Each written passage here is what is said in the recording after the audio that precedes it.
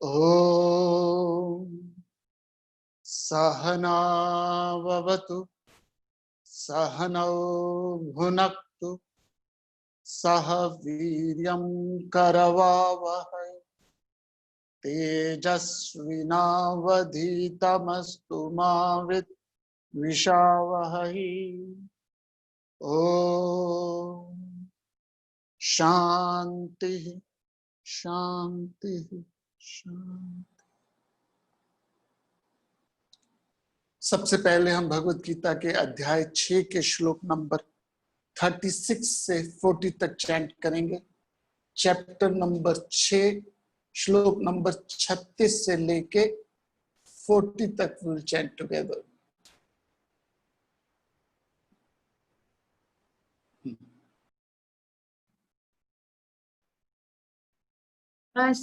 असंयतात्मना योगः दुष्प्राप इति मे मतिः।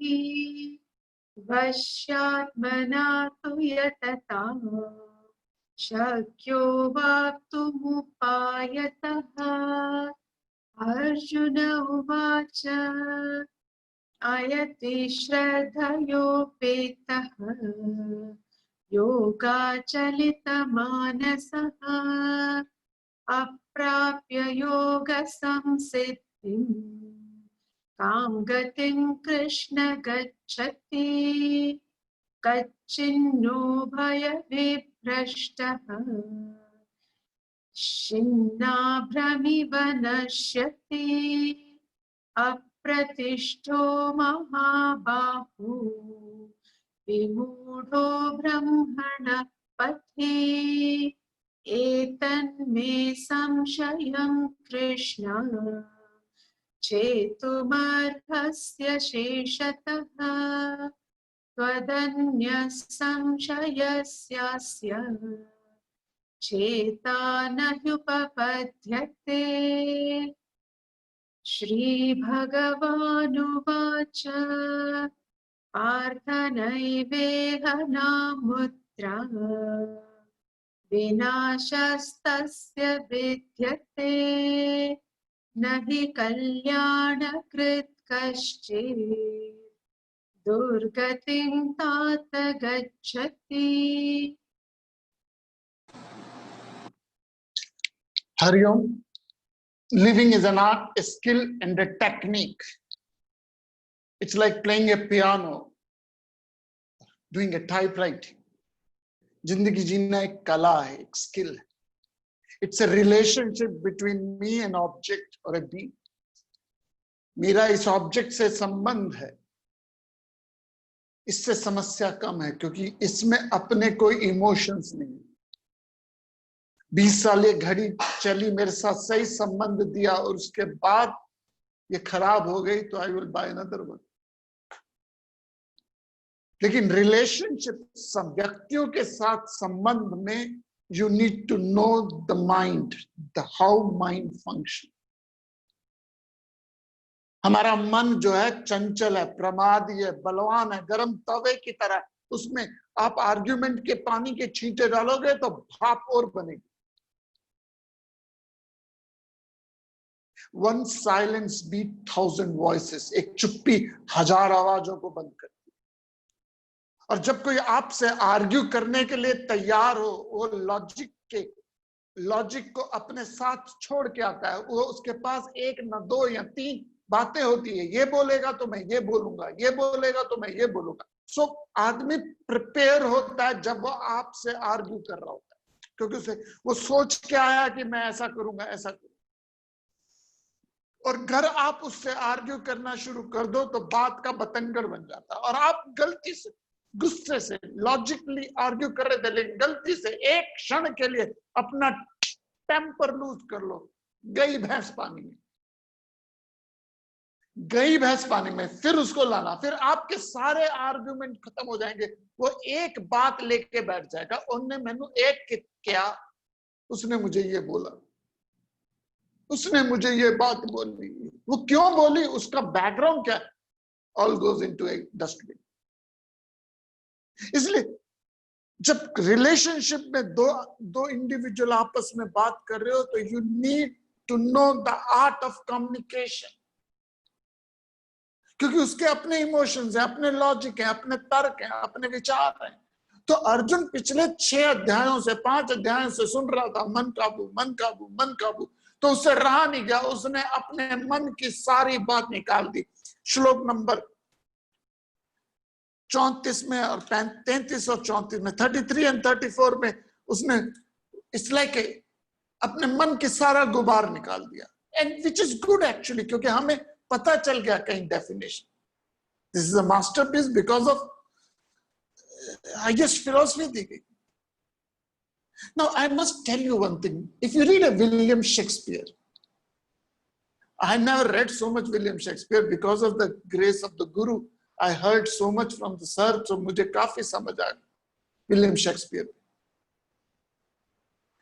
यदि आप विलियम शेक्सपियर को पढ़िए, जो best of the best statement दी है विलियम शेक्सपियर ने, वो ऐसे इंडिविजुअल के मुंह से निकाली है जो इमैच्योर है, इंपल्सिव है, इरेशनल है। All the world is a stage and all the world is a place is a Polonius advice, and Polonius was not a very smart person। अब ओथेलो में देखिए, आप ओथेलो में देखिए, आप विलियम शेक्सपियर के हैमलेट में देखिए, I killed my sleep, I killed my sleep, Macbeth. What are you reading? Hamlet से पूछा, what are you reading? Words, words and words, that's all। What a brilliant definition। तो अर्जुन के मुख से वेद व्यास जी ने मन को डिफाइन करवाया, और ये मन को डिफाइन कैसे किया गया? उन्होंने कहा ये चंचलता है, प्रमादी है, बलवान है, जिद्दी है, इसको रोकना वायु के समान, टर्बुलेंट एंड ट्रुथ। जिद्दी है, बच्चे की तरह, अड़ गया तो अड़ गया, फिर उसे लॉजिक नहीं दे सकते, उसे समझाना बहलाना बात की बात, आर्ग्यूमेंट में फंस जाते हैं हम। अब उससे, और बात क्या है, हम बच्चों को इंटेलेक्चुअल समझाना चाहते हैं, और जो इंटेलेक्चुअल है उसको इमोशन देते हैं। बच्चों को कहते हैं, you know this glass is very expensive, very very expensive glass, don't touch this glass. The kids doesn't know what is expensive, what is not expensive. और हस्बैंड को कहते हैं, प्लीज मेरे लिए कर दो ना, please do it for me. Elder से हम इमोशनली आर्ग्यू करते हैं और बच्चों से इंटेलेक्चुअली आर्ग्यू करते हैं। That's the biggest problem in our life. हम सोचते हैं वो ब्रह्मज्ञानी पैदा हुए हैं बच्चे, आप अपने इंटेलेक्ट को उनके साथ यूज करते हो, उनसे ज्यादा बात कर लो तो वो बात को कहीं और लेके चले जाएंगे। इसलिए अर्जुन के माइंड को अर्जुन ने इमोशनल होके डिफाइन किया। मन क्या है? चंचल है, प्रमादी है, बलवान है, जिद्दी है। आर्ग्यूमेंट के लिए रेडी था अर्जुन, रेडी था आर्ग्यूमेंट के लिए, but Krishna has no time for starting new argument. उसे अर्जुन को युद्ध में लड़ाना है। ये कोई फ्री टाइम में नहीं बैठे हुए अर्जुन और कृष्ण की, चलो यार खाली टाइम है आके गाल कर लेंगे। ये नहीं है कि फ्री टाइम है, लेट्स डिस्कस, लेट्स एनालाइज। हमारे पास फ्री टाइम है, आज वर्ष खत्म नहीं हुआ तो कल फिर कर देंगे। कब तक, किसी ने पूछा कब तक गीता खत्म होगी जूम में, मैंने कहा मुझे नहीं पता कब खत्म होगी, मुझे नहीं पता। लेकिन कृष्ण जी के पास लग्जरी नहीं थी टाइम की। कृष्ण जी के पास आर्ग्यूमेंट करने के लिए कर सकते थे, लेकिन समय की पाबंदी थी। इसलिए भगवान जी ने इंटेलेक्चुअल अपील से कहा, you are absolutely right Arjun. श्लोक नंबर 35 में बोला, निस्संदेह निस्संदेह, doubtless the mind is restless and difficult to control, you are absolutely right, but ये but लगा दिया, but it can be controlled by practice and dispassion। दो शब्द यूज करे, अभ्यास वैराग्य, करत करत अभ्यास की, जड़मति होत सुजान, रस्सियावत जात से सिल पर पड़त निशान। सो अभ्यास जरूरी है। आपको मैथमेटिक्स भी सीखना हो तो आपको टीचर बोलता है प्रैक्टिस किया कर, आपको भरतनाट्यम भी सीखना है तो टीचर कहता है प्रैक्टिस किया कर, आपको लैंग्वेज भी सीखनी है तो टीचर कहता है प्रैक्टिस किया कर, आपको संगीत भी सीखना है तो टीचर कहता है रियाज किया कर, आपको कुकिंग भी सीखनी है, कुछ भी सीखना है अभ्यास जरूरी है। और माइंड मैनेजमेंट को हम सोचते हैं कैजुअल अफेयर है, माइंड मैनेजमेंट को सोचते हैं it's a simple thing, it's a investment, you have to give yourself an investment, और इस इन्वेस्टमेंट की रिटर्न बहुत अच्छी है। और ना सिर्फ अब है, ताजिंदगी और मरने के बाद भी ये इन्वेस्टमेंट आपके काम आएगी। So do you invest on your mind control, उस माइंड कंट्रोल की इन्वेस्टमेंट कहां करिए। जो न्यूज़पेपर में उसमें माइंड कंट्रोल की नॉलेज नहीं दी जाती, उसमें तो माइंड को भड़काया जाता है। Friend, family, schools, university, they don't teach you how to control your mind because they themselves don't know. Memorize कर दिया जाता है, information डाल दी जाती है। Gita is the text. Shrimad Bhagavad Gita एक ऐसा ग्रंथ है जो माइंड मैनेजमेंट सिखाता है, दब्बू बनना नहीं सिखाता, यस मैन बनना नहीं सिखाता, वो सिखाता है कि आप अपने विवेक का इस्तेमाल करो, बुद्धि का इस्तेमाल, और उसके लिए सोचना पड़ता है, उसके लिए विचार करना पड़ता है, उसके लिए विमर्श करना पड़ता है, उसके लिए सत्संग करना पड़ता है। सत्संग का मतलब ये नहीं छेने चिमटे बजाए जय माता दी जय माता दी जय माता दी। सत्संग का मतलब ये नहीं मामू राधा पूरी कर दे हलवा बांटो। सत्संग का मतलब ये नहीं है कि सिर्फ हरे राम राम राम हरे हरे करते रहो।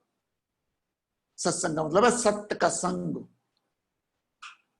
तो अर्जुन का प्रश्न था, भगवान जी ने कहा यू आर एब्सोल्युटली राइट, लेकिन अभ्यास से, वैराग्य से। और वैराग्य कब आता है?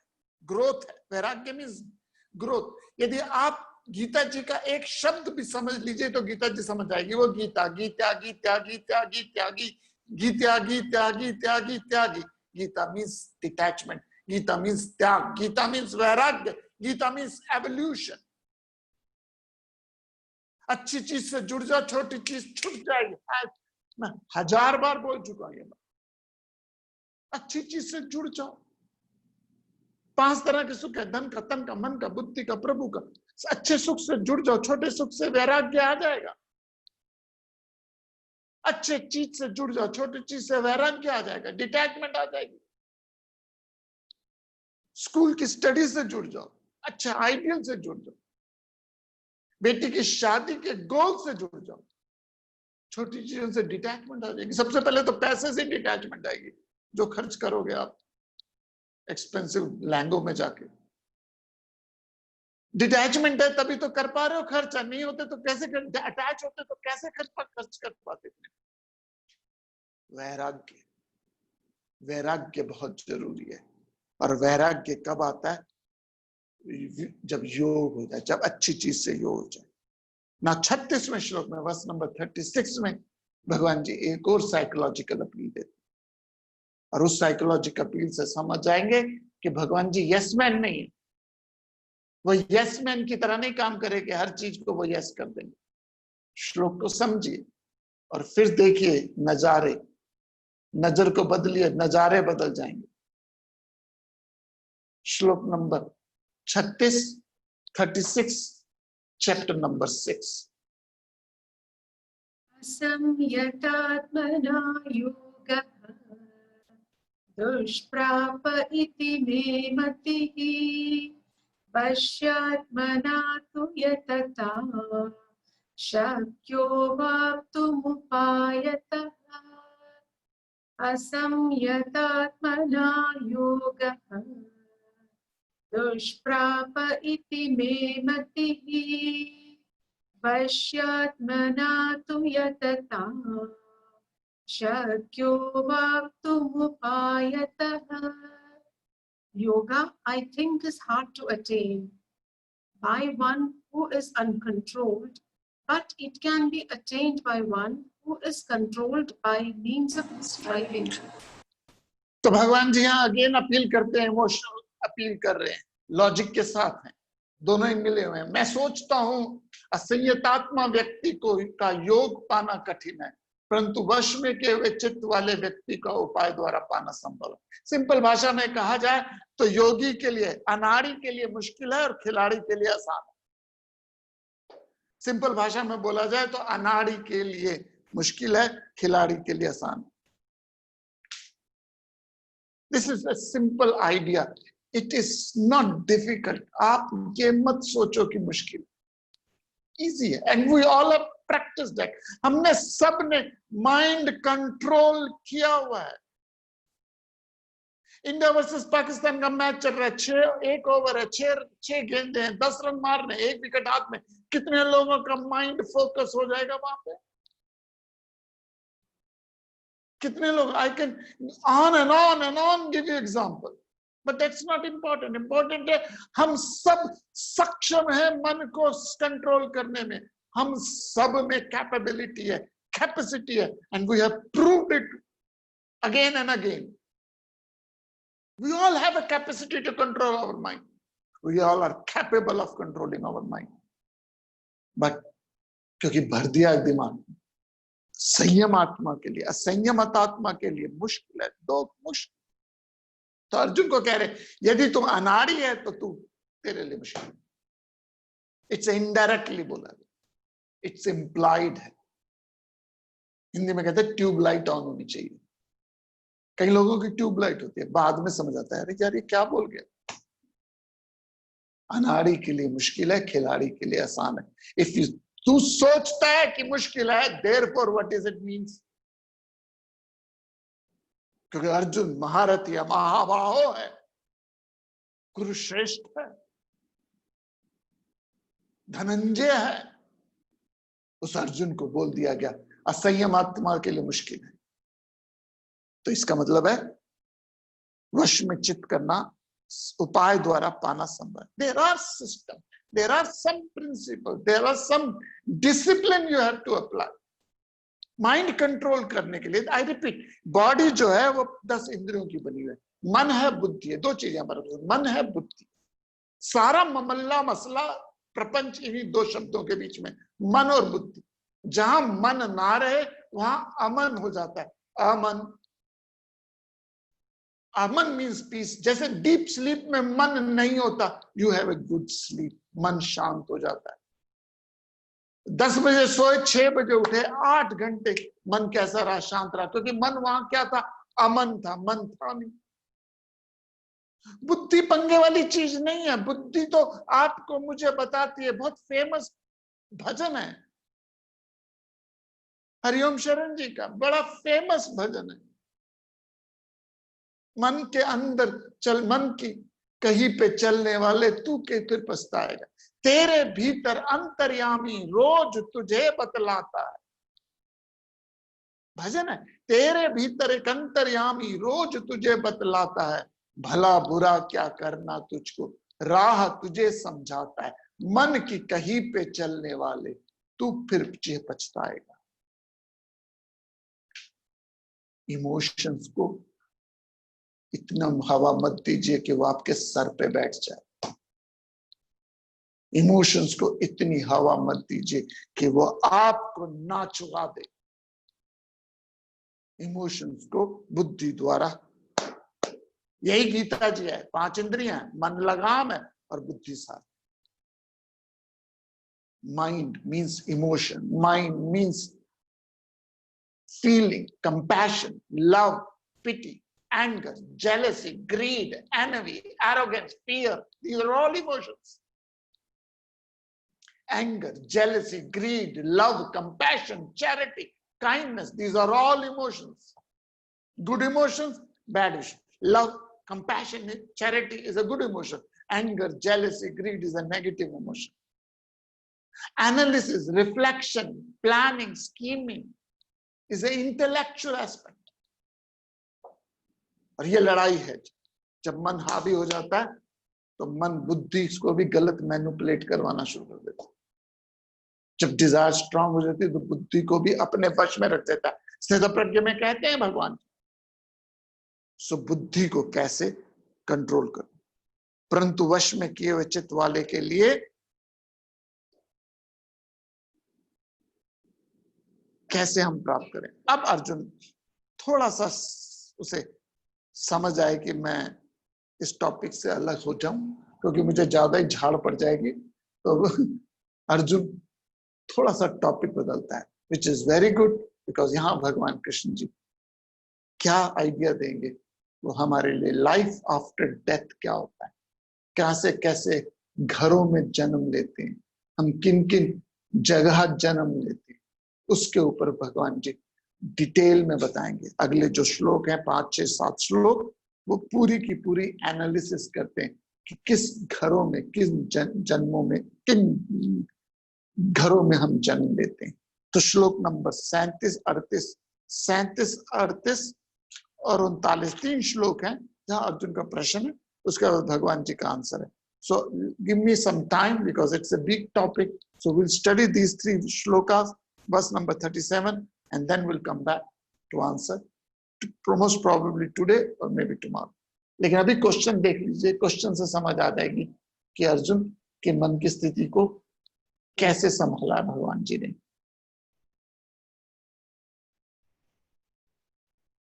सॉरी,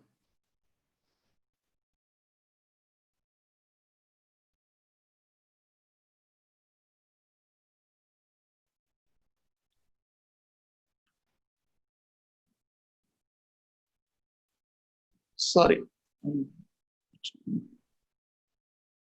ये मैंने नया सिस्टम ऐड किया था।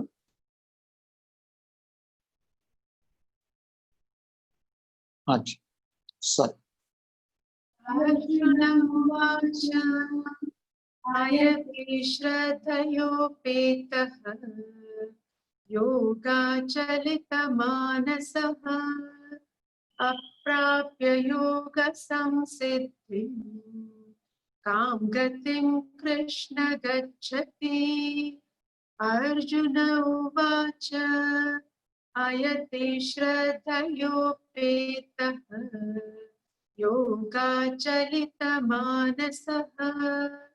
अप्राप्य योगसंसिद्धिं कां गतिं कृष्ण गच्छति। Arjuna said, the uncontrolled who possesses Shraddha faith, whose mind wanders away from yoga, failing to attain perfection in yoga, what end, O Arjuna, does he meet? Arjun कहता है कि अर्जुन बोला, हे कृष्ण, असंयमी श्रद्धायुक्त योग से डले हुए मन वाला पुरुष योग में सिद्धि को ना पाकर किस गति को प्राप्त होता है। ना समझिए क्या बैकग्राउंड क्या। अर्जुन कहता है कि मैं स्पिरिचुअल पथ पे तो चल पड़ा हूं, लेकिन पूरी तरह से मन में संयम नहीं आया, सेल्फ रियलाइजेशन नहीं हुआ। लेकिन सेल्फ रियलाइजेशन के प्रति मेरी श्रद्धा बहुत है, अध्यात्म के पथ पे श्रद्धा तो बहुत है, लेकिन अभी उस श्रद्धा के रास्ते पे थोड़ा सा मेरा मन डोल जाता है। योग में डोले हुए मन वाला पुरुष योग में सिद्धि को ना पाकर, तो ऑब्वियसली यदि मेरे अंदर संशय है, मेरे अंदर मन कंट्रोल नहीं है, लेकिन उस लक्ष्य के प्रति मुझे पूरी कन्विक्शन है कि सेल्फ रियलाइजेशन नाम की कोई चीज होती है, लेकिन मुझे उस लक्ष्य पे तो चलना चाहता हूं, लेकिन मन वाला योग, डोले हुए मन वाला पुरुष योग में सिद्धि को पाकर किस गति को प्राप्त होता है। तो उस आदमी का क्या होगा कि जो अध्यात्म के रास्ते पे तो चला लेकिन मंजिल पे नहीं पहुंचा और उसकी मृत्यु हो जाती है। ऐसा व्यक्ति यदि योग में सिद्धि को नहीं पाता, मन पूरी तरह से काबू नहीं है, लेकिन कन्विक्शन है, श्रद्धा है कि I am in the right path, ऐसे व्यक्ति का इस संसार में क्या हाल होता है, ये अर्जुन का प्रश्न है। 2 प्रश्न हो रहे हैं जिसको हम साथ साथ लेते हैं। श्लोक number 38 and 39 we'll take together. 38 and 39 we'll do together.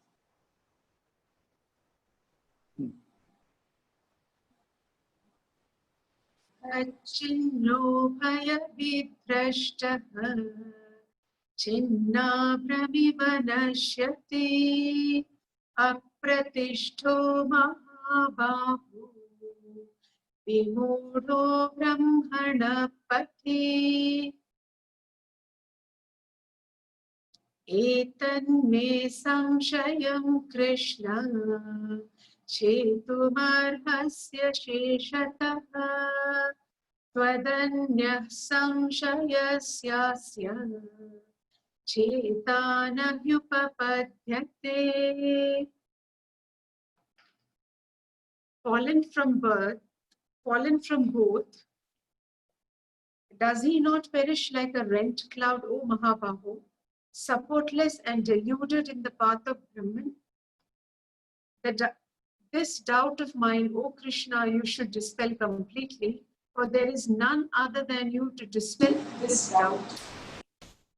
हे महाभाव, जो ब्रह्म के मार्ग में भूला हुआ, क्या फटे हुए बादल के समान आश्रय दोनों ओर से भ्रष्ट हुआ, खत्म तो नहीं हो जाता।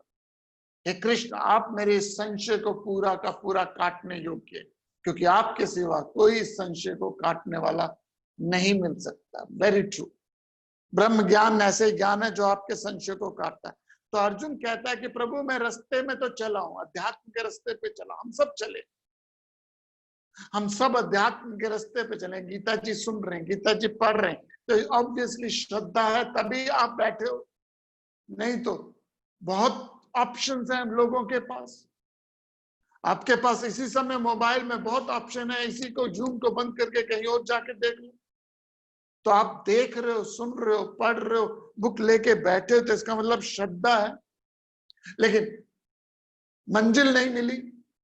तो अर्जुन का प्रश्न है, तीन प्रश्न है, तीन श्लोक हैं, मैं उसको कंबाइन कर देता हूं। असंयमी श्रद्धा युक्त योग में डोले हुए मन वाला व्यक्ति योग में सिद्धि को ना पाकर किस गति को प्राप्त होता है?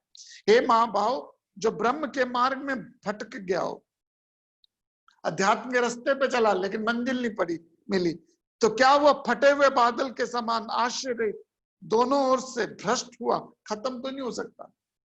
ना खुदा ही मिला ना वह साले सनम, ना इधर के रहे ना उधर के रहे।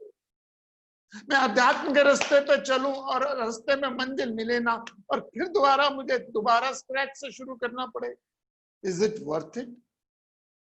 एटलीस्ट वो लोग तो एंजॉय करके लाइफ में जो भोग विलास पार्टी शार्टी में एफर्टलेस होकर एंजॉय कर रहे हैं। हम संयम करते रहे, इंद्रियों को कंट्रोल करते रहे, इंद्रियों को कंट्रोल करते करते करते मर गए।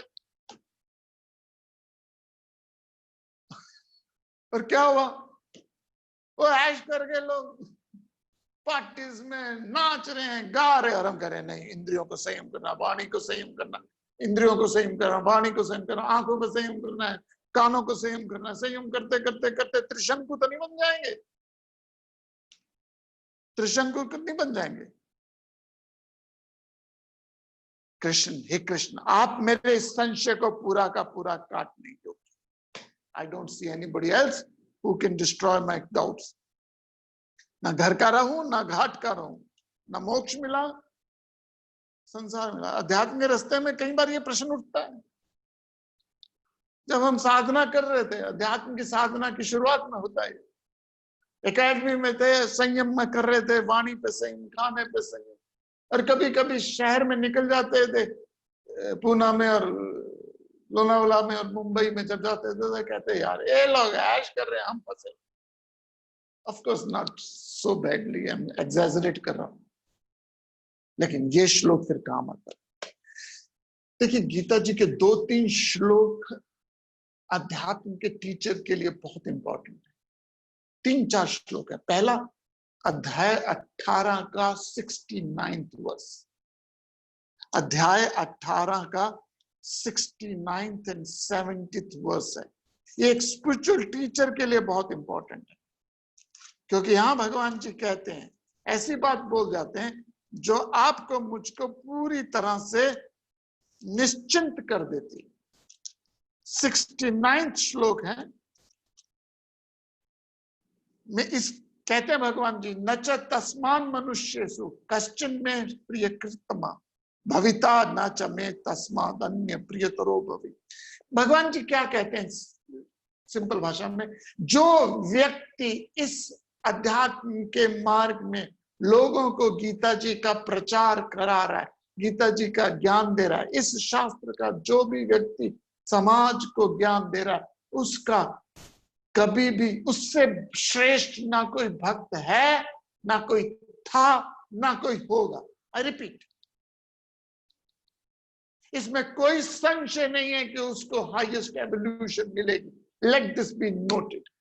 उससे बड़ा ना कोई भक्त था, ना है, ना होगा। एंड सेकंड पॉइंट जो गीता जी के स्टूडेंट्स को इंपॉर्टेंट है, जो टीचर बनना चाहते हैं फ्यूचर में, उनके लिए कि हजारों लाखों में से कोई एक विरला ही आएगा आपको सुनने, और उनमें से भी कोई एक रेयर इंडीड है जो सिंसियरली सुनेगा। सो भीड़ क्राइटेरिया नहीं है, लेकिन आपकी कभी भी, अगला श्लोक आ रहा है, श्लोक नंबर 40, और ये प्रॉमिस है भगवान का। तो 3-4 श्लोक बड़े प्रॉमिसिंग है। पहला 18 अध्याय का 69 श्लोक, दूसरा हजारों लाखों लोगों में से कोई एक बिरला आता है 7वें अध्याय का श्लोक। और अब जो प्रॉमिस दे रहे हैं भगवान जी, और ये आप और मैं अपने जीवन में गांठ मार लें इस श्लोक को। और ये प्रॉमिस दे रहे हैं, कोई और नहीं दे रहा, स्वयं भगवान कृष्ण दे रहे हैं। अध्याय नंबर 6 श्लोक नंबर 40। इस श्लोक को, आखिरी जो लाइन है श्लोक की, वो आप और मैं अपने जीवन में पूरी तरह से बसा लें। और वो क्या है? Let's see. श्री भगवान वाच, श्लोक नंबर 40। श्री भगवानुवाच पार्थ नैवेह नामुत्र विनाशस्तस्य विद्यते न हि कल्याणकृत् कश्चित् दुर्गतिं तात गच्छति। श्री भगवानुवाच पार्थ नैवेह नामुत्र विनाशस्तस्य विद्यते न हि कल्याणकृत् कश्चित् दुर्गतिं तात गच्छति। The blessed Lord said, O Partha, neither here nor even hereafter is there destruction for him. Verily, none who does good, O beloved, comes to pain. I repeat, इसको दोबारा अनुवाद करता हूं मैं हिंदी का, ध्यान से सुनिएगा। हे पार्थ, श्री भगवान वाच, कोई ऐरा गहरा नथु खैरा नहीं बोल रहा, कोई पीर पैगंबर नहीं बोल रहा, कोई साधु संत नहीं बोल रहा, स्वयं भगवान कृष्ण श्री भगवान वाचा, भगवान बोल रहे, हे पार्था, ना ही यहां ना ही कहीं उस व्यक्ति का कभी विनाश होता है, नहीं कल्याण कृत कश्चित दुर्गतिम तात गच्छति। उस आदमी की कभी भी दुर्गति नहीं होती जो कल्याण मार्ग में लगा हुआ है। What more you want from this book, please? इस श्रीमद् भगवत गीता से आपको क्या चाहिए? श्रीमद् भगवत गीता में से आपको क्या चाहिए? ये श्रीमद् भगवत गीता में प्रॉमिस है। श्लोक नंबर 40 अध्याय नंबर 6 भगवान कहते हैं कि ना यहाँ ना कहीं उस आदमी का कभी भी कोई भी विनाश नहीं कर सकता। वो आदमी जो अध्यात्म के मार्ग में चला, जो अध्यात्म के पथ पे चला। 69 वर्ष में 18वें अध्याय में भगवान जी ने बोला उससे श्रेष्ठ न भक्त है, न था, न होगा। यहाँ भगवान जी कहते हैं नहीं नहीं कल्याण कृत कश्चित् दुर्गतिम तात गच्छति। उस आदमी की कभी भी दुर्गति नहीं होती, ना यहाँ ना कहीं और। श्री भगवान वचन, न वर्तमान में न भविष्य में।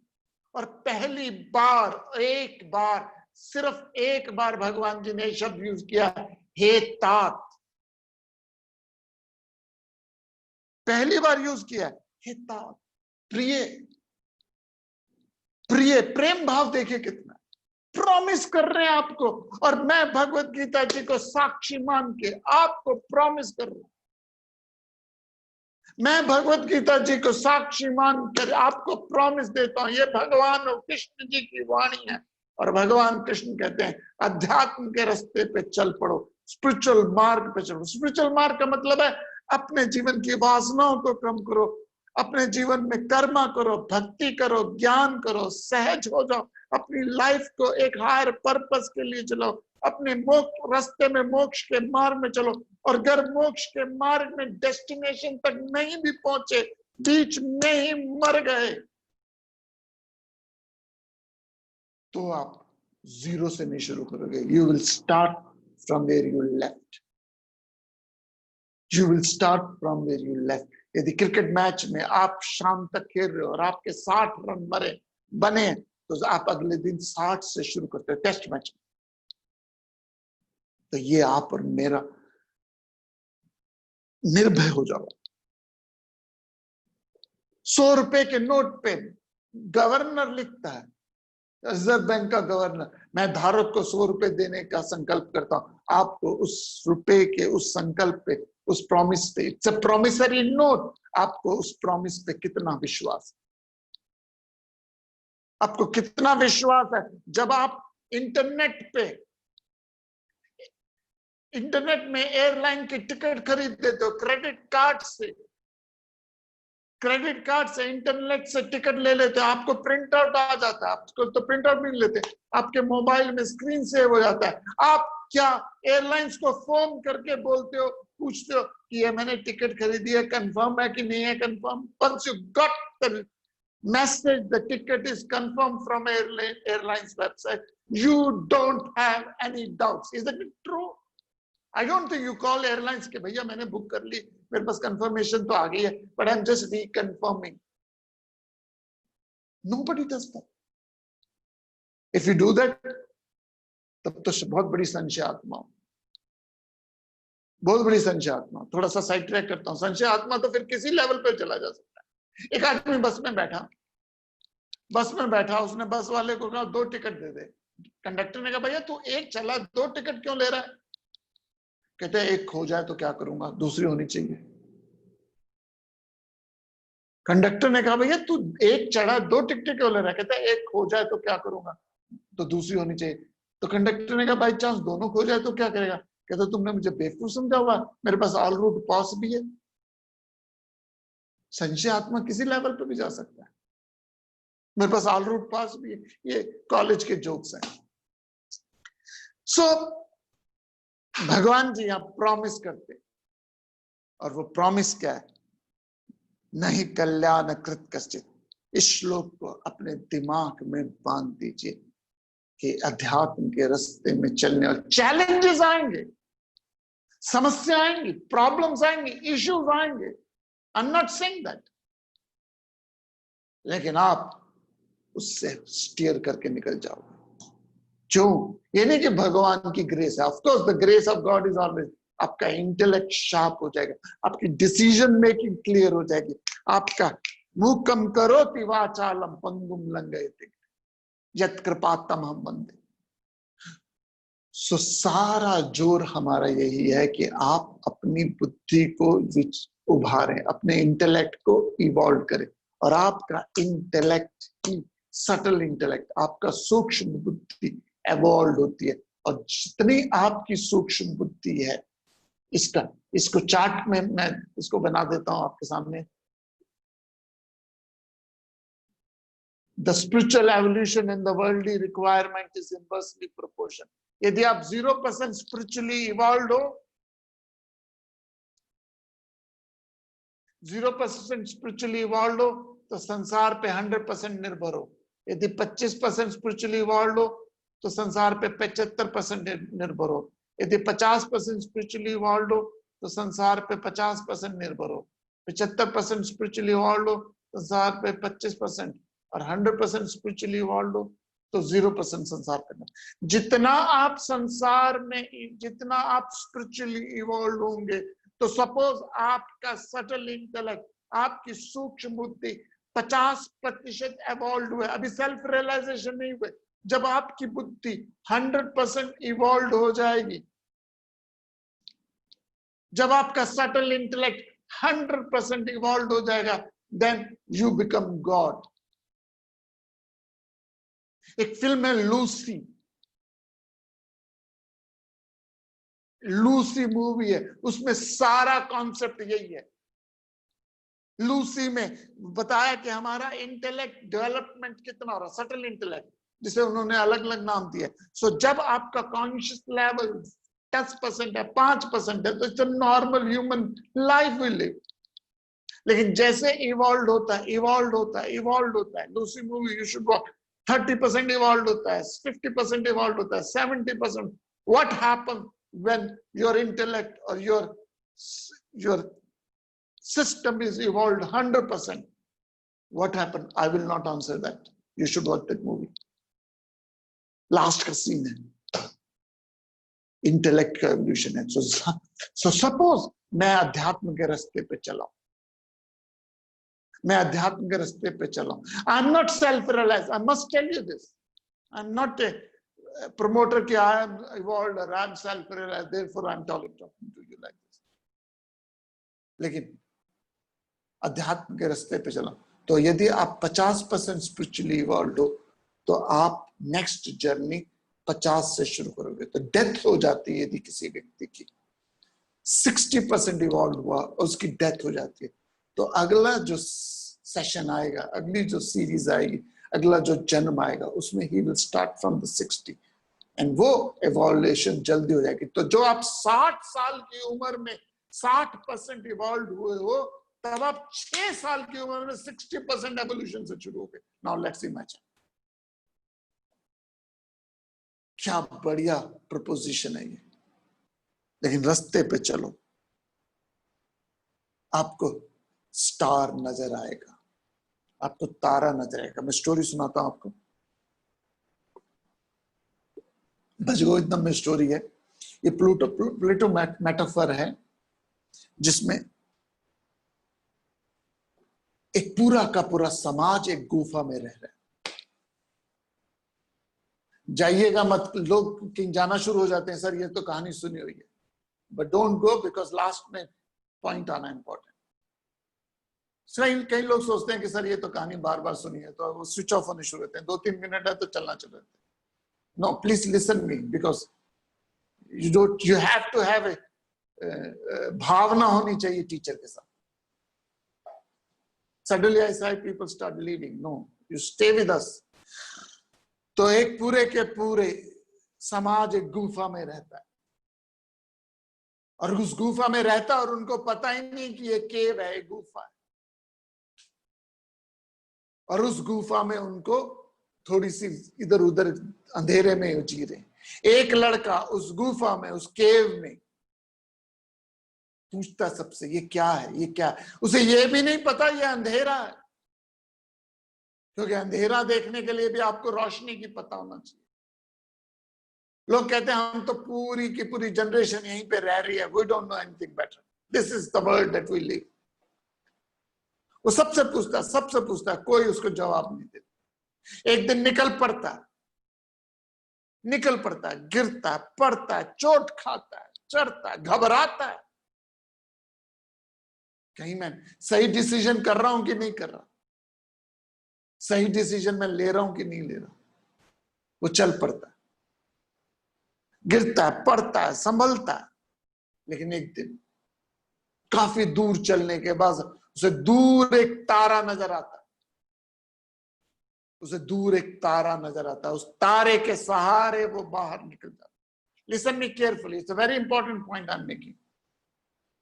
तारा नजर आता है और तारे के सहारे वो बाहर निकलता है, और वो बाहर जब गुफा से निकलता है, उसे पेड़, उसे पौधे, उसे बादल, उसे फूल, उसे खुशबू, उसे समुद्र, उसे नदियां, सुंदर से सुंदर चीज नजर आती है, और बहुत खुश होता है, बहुत एंजॉय करता है। बहुत एंजॉय करने के बाद उसे याद आता है कि मेरा पूरा का पूरा समाज गुफा में बैठा हुआ है। अब दोबारा वो गुफा में जाता है और लोगों को कहता है गुफा है, ये केव है, बाहर खुशबू है, बाहर पहाड़ है, बाहर पेड़ है, बाहर हरियाली है, बाहर फूल है, बाहर नदियां हैं, बाहर सूरज है। सब कहते हैं पागल हो गए, लेकिन वो बोलता रहता है। काफी देर बोलने के बाद एक लड़का उठता है, कहता है चल मैं चलता हूं। दोनों चलते हैं, गिरते हैं, पड़ते हैं, तड़पते हैं। तो पहला आदमी के सहारे दूसरा व्यक्ति चलता है, तो वो भी घबराता है दूसरा व्यक्ति कि मैंने सही डिसीजन लिया कि नहीं लिया। लेकिन जैसे ही दूसरे व्यक्ति को तारा नजर आता है, वो केव का दरवाजा है, तारा नजर आता है, उसका कॉन्फिडेंस बढ़ जाता है, अब उसके सहारे वो बाहर निकलता है। Now my humble request is, मैं केव के बाहर नहीं गया हूं, I have not seen outside the cave, लेकिन मैंने तारा देख लिया। और एक बार तारा देख लो, उसके बाद आपको संशय नहीं होता कि ये राह जिस पे चले हो, इसमें कभी भी आपकी कभी भी दुर्गति नहीं होगी। सोचिएगा इस बात पे। इसी विचार के साथ हरिओम तत्सत।